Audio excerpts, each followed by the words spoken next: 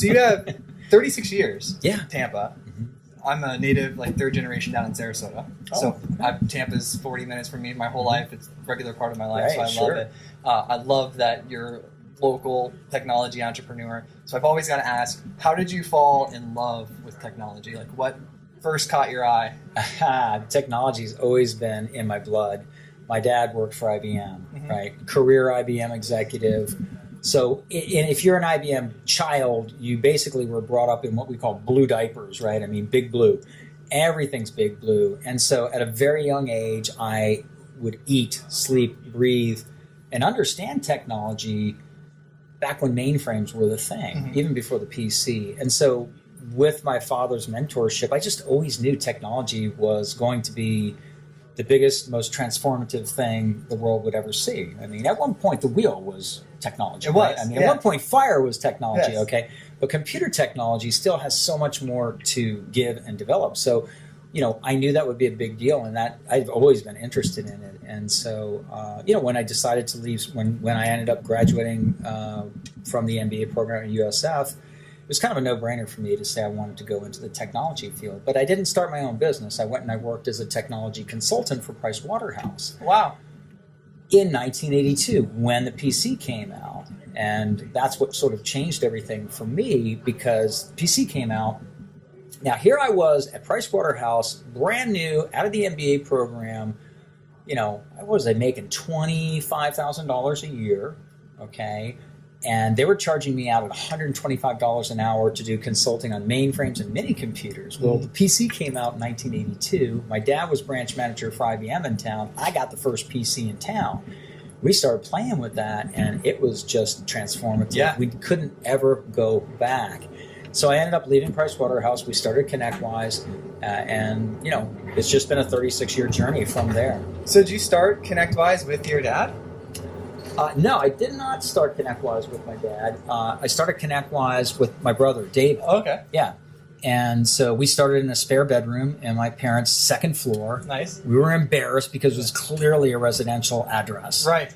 And 4205 Carrollwood Village Court. So we got clever and we said, wait a minute, we're on the second floor. Let's put Suite 200 on our business cards. That's the entrepreneurial, Yeah. And then no one questioned us after that. Suite 200. So, that's right, Suite 200, right. Yeah, Exactly. that's amazing. We stayed there for the first 5 years, and then we ended up moving out and continuously adding more space. So. And then you started, what industry did you specifically start in? Because I know now you've got multiple branches, you service multiple areas, like a little conglomerate, like little mini Amazon where all your different businesses is amazing. So where was your first product?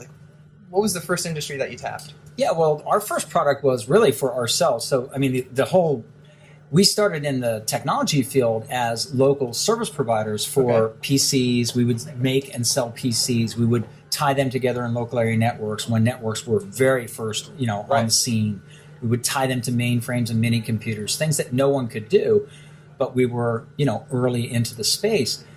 What happened is we grew very rapidly and we started getting out of control in our business. And I looked at it and I said, well, we can either hire a very expensive middle management team or we can start automating and writing programs and systematizing what we do. And so that's the journey that we took. We started writing and started documenting and started incorporating best practices into the software that we wrote. And it was amazing for our business. We were able to grow very quickly after that. And really, we were bringing 40% to the bottom line. So we started showing this to other people in the industry, and they went nuts. They said, we got to have a copy of your software. And we decided that we probably needed to open a software division to the company. And that's now the $200 million side of the business. The business that we started, though, way back in 82 is still around. Yeah. $4 million a year business, still around, still a great place for us to learn. But that's how it got started. So it was a complete, I guess you could say it was an accident, or you could say necessity is the mother of invention. Right. Right.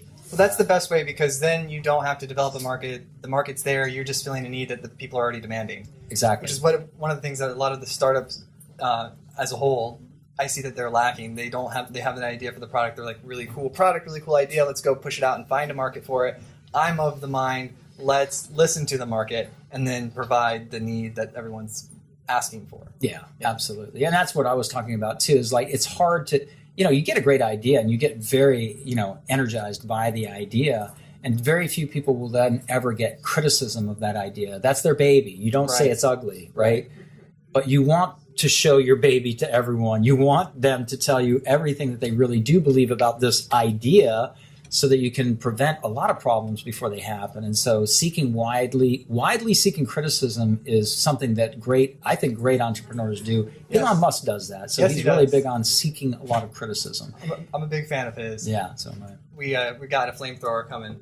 Oh, do you? See the flamethrowers? You're spending the $500 on a flamethrower? Are you? We actually had a YouTube guy custom make a replica, and it's actually a little bit better.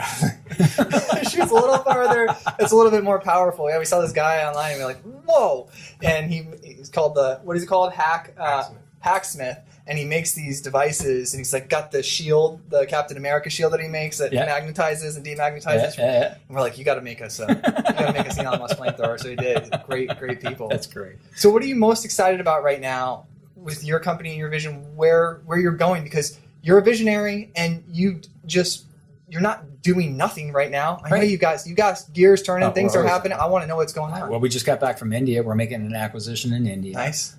In January, we made an acquisition in Iowa of a company in Iowa. Okay. So what we do is we simply our belief is that technology holds the greatest hope for a better future. Right.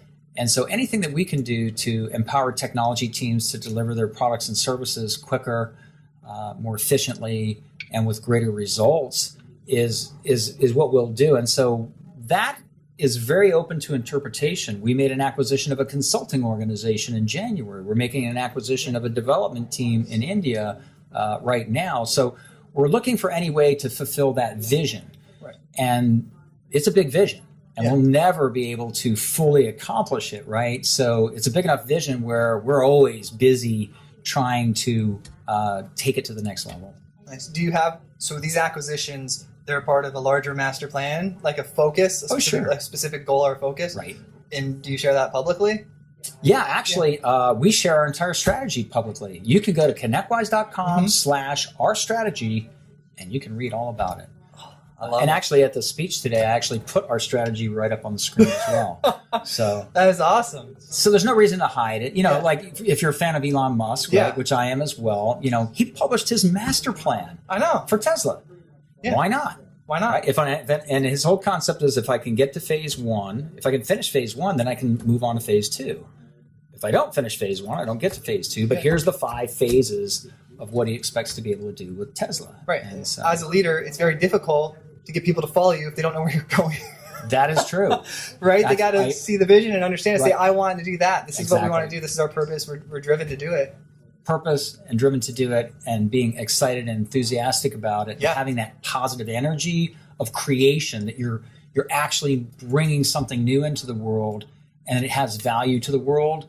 That's what gets people up in the morning to work, right? And then it's if you really believe it, then it's really not work. And that's Jake, come on. Is that not exactly how I pop out of bed in the morning? I go and I get my little 6-month-old daughter to give me some giggles. A tickler, because you got to do that. She's eating her feet and stuff. I'm like, this is unbelievable. Yeah. And now I'm like, I'm going to go, change the world for this little monkey right here. Exactly. And I run out the door and I'm like, Jake, let's do it. Jackie, Miranda, let's go. It's so much fun. I love life. I can see you have a real passion for life as well. Oh, yeah. Yeah. It was so fantastic talking with you, Arnie. I really appreciate your time. Thank you very much.